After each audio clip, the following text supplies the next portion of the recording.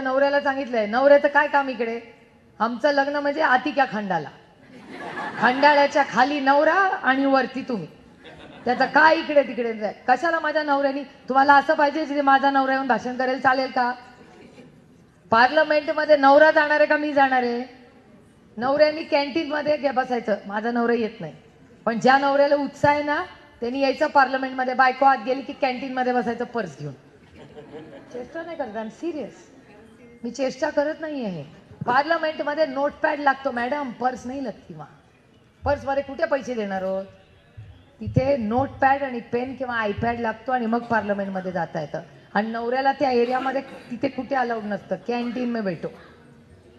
मग तुम्हाला कसा पाहिजे खासदार? जो तिथे बोलणारा पाहिजे का नवरा बोलणारा पाहिजे? सदानंद सुळे चालतील का? सदानंद सुळेंना पाठवते, भाषण करतील, द्याल का मला मत?